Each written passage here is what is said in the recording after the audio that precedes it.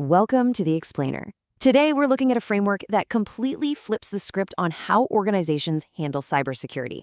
You know, if you're a senior executive or a chief architect, you're probably well aware that aligning the boardroom's vision with the IT room's technical reality is, well, it's easily one of the hardest challenges in modern business. Enter the Sherwood Applied Business Security Architecture, or as it's much better known, SABSA. It is designed to fix exactly that disconnect. We're going to explore how SABSA unlocks some serious business value and transforms security from this restrictive cost center into a true strategic enabler. Okay, let's dive into this. So I really want you to think about this question for a second. For way too long, the security department has essentially been viewed as the Department of No, right? You want to launch a new mobile app? Nope, too risky. You want to enable wide-scale remote work? No way, the firewall rules just won't allow it. When security is just bolted on as an afterthought, it acts as a roadblock. But what if your security architecture actually allowed you to seize new market opportunities safely? To get there, here's our roadmap for today. 1. The security business disconnect. 2. SABSA's business-first security. 3. Bridging gaps with the BAP. 4. The 6 SABSA layers. 5. Risk as a strategic enabler. And finally, 6. The bottom line, traceability. All right, starting with Section 1, the security business disconnect. Why traditional security fails the boardroom. So there is this persistent and frankly costly communication gap in almost every enterprise today. Executives speak the language of strategy, while IT speaks the language of firewalls. Looking at the traditional tech-centric approach, it's incredibly bottom-up. It's basically buying shiny new tools in a total vacuum without ever asking what business goal they actually serve. It's disconnected. It becomes a roadblock. But then look at the business-centric approach. This is top-down. It starts with a strategic goal, like, say, capturing a totally new remote working talent pool, and then engineers the exact security required to make that specific goal a reality. Moving into Section 2, SABSA, Business for Security. This is a real paradigm shift in enterprise architecture. This paradigm shift is exactly where SABSA enters the picture. And let's be clear up front. SABSA isn't a piece of software you buy. It's a strategic methodology. By definition, it's a completely business-driven approach. The absolute golden rule here is that every single security decision, every dollar spent, and every control implemented must be derived directly from an analysis of your business requirements.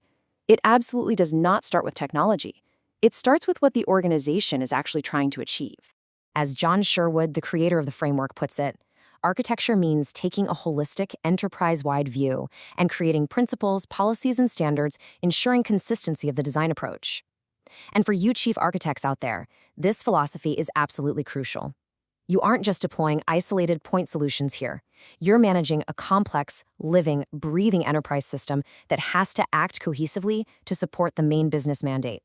Let's move to Section 3, Bridging Gaps with the BAP, the translation engine. So the big question is, how do we actually bridge that massive gap between the boardroom and the server room? Well, we do it with SABSA's secret sauce, the Business Attributes Profile, or BAP. Think of this as your ultimate translation engine. It takes those abstract executive requirements, things like, hey, we need to be agile, or we need to protect our reputation, and it translates them into standardized, highly measurable security attributes. It basically creates a shared taxonomy. Finally, the business leaders and the engineers are speaking the exact same language. Now, what's really interesting here is how this framework makes the abstract incredibly tangible. Look at how this maps out. The business goal from the C-suite is remote access enablement. Okay, the assigned SABSA business attribute for that becomes accessible. And the hard mathematical metric handed over to the engineering team? 99.9% uptime. Or let's take regulatory compliance. The attribute is confidential, and the metric is 0 unauthorized data exposures. Just like that, you've instantly connected a high-level strategic desire to a concrete, measurable engineering target. Which brings us to Section 4, the 6 SABSA layers, the top-down mechanics. Once you have your attributes defined, you need a blueprint, right? And SABSA works exactly like constructing a physical building. You start at layer 1, the contextual layer. This is the business owner's vision. What are we building and why? Then layer 2 is conceptual. Think of that as the architect's high-level sketches. Layer 3 is logical, the designer's detailed blueprints. Layer 4 is physical, where the builder is looking at the actual materials needed. Layer 5 is component, the very specific tools the tradesman uses. And finally, layer 6 is operational, which is how the facility manager actually runs the building once it's up. The business requirements cascade all the way down, and the operational realities feed right back up. And to make sure absolutely nothing is missed, SABSA asks 6 fundamental questions, the interrogatives, at every single one of those layers. What are we protecting? Why are we doing it? How are we doing it? Who's involved? Where is it happening? And when does it occur? By aggressively applying these 6 questions to the 6 layers we just talked about, you get this 36-cell matrix, and that guarantees a completely holistic, rigorous, and gap-free architectural view. There is literally nowhere for a vulnerability to hide. Next up is Section 5, Risk as a Strategic Enabler, Reframing Risk for the C-Suite. This layered structure completely changes how executives should view risk. Usually, when IT talks about risk, they mean risk as a threat, focusing purely on loss, patching vulnerabilities, and the negative impact of a data breach. But executives, they know that risk is just a normal part of doing business. So SABSA embraces risk as an opportunity. It flips the script. It focuses on removing the uncertainty from your operations so you can confidently pursue major business gains. Because true enterprise risk management is all about optimization, taking calculated risks like launching a totally new digital product or expanding into a new global market. That's exactly how businesses grow. SABSA's job isn't to walk in and say, no, don't do it. SABSA's job is to perfectly balance the potential upside of that initiative with the potential downside. It ensures you reach your business objectives, but you do it safely. Now, to manage that risk, SABSA utilizes a multi-tiered control strategy. Instead of just trying to build this massive, wildly expensive firewall to prevent everything, which, let's be honest, is completely impossible, SABSA gives you a proportional response. It intelligently layers your defenses. You deter the attacker, prevent what you can, contain the damage if they do get in, detect the breach quickly, recover your operations, and assure the business that the controls actually work. It's a measured, highly cost-effective approach to handling risk. And finally, Section 6, the bottom line, traceability. Proving ROI and justification. For the executives or architects out there holding the purse strings, this right here is the absolute most powerful concept, traceability.